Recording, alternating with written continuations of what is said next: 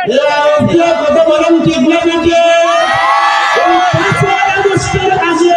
যে সমস্ত ছাত্র সমাজের যারা নিজের জান দিয়েছে, প্রাণ দিয়েছে, নিজের শেষ দিয়ে রক্ত দিয়ে পর্যন্ত এই স্বৈরাচার সরকারকে হটাইবার জন্য, স্বৈরাচার সরকারকে দেশ থেকে পলায়ন করার জন্য আমার যে সমস্ত ছাত্ররা শহীদ হয়েছে, যে সমস্ত শহীদ হয়েছে, যে সমস্ত জনসাধারণ তারা তাদের জান দিয়েছে, প্রাণ দিয়েছে, আমার আল্লাহর নবী বলেন এই স্বৈরাচারকে সরাইতে যারা জান দিয়েছে এরা কবরের মধ্যে যাওয়ার পরে এদের কবরের মধ্যে কোনো আযাব হইবে না।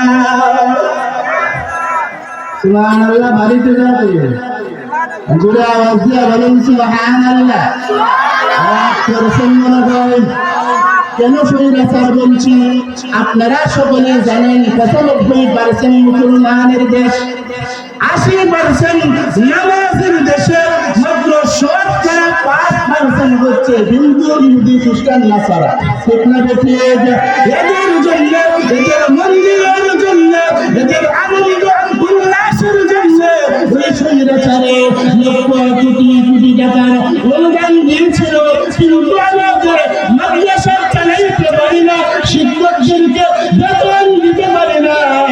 এরপরেও এই স্বৈরাচার সরকার আমাদের মসজিদে মাদ্রাসার মধ্যে কোনো অনুদান ছিল না। হ্যাঁ, তার অনুদান যে একেবারেই ছিল না, ছিল সরকার যদি মন্দিরের মধ্যে দিত 100 টাকা, মসজিদ আর মাদ্রাসার মধ্যে দিত 1 টাকা। ঠিক না বেঠিক? ঠিক না বেঠিক?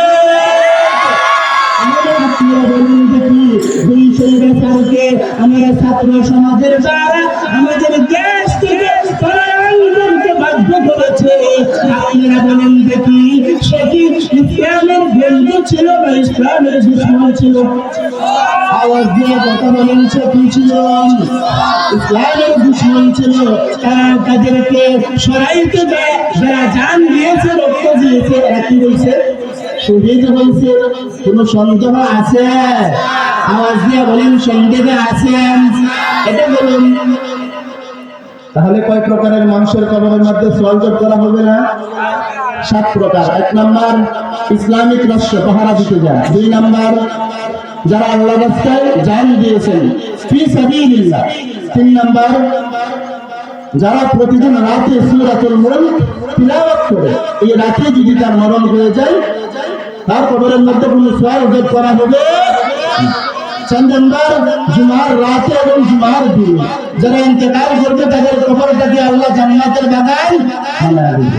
5 নাম্বার, পেটের ব্যথায় বা পেটের রোগে যারা ইন্তেকাল করে, আল্লাহর নবী বলেন তারা কবরে যাওয়ার পরে তার কবরের মধ্যে কোনো সওয়াল করা হইবে না।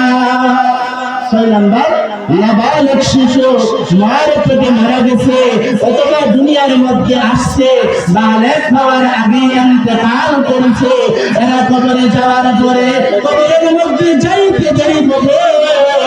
আমার আল্লাহ রহমতের ফেরেশতাদেরকে বললে, ওয়াতাহুনাহু বাবান মিনাল জান্নাহ, এই রহমতের ফেরেশতারা তার কবর থেকে জান্নাত পর্যন্ত লম্বা একটা দরজা খুলে দেয়।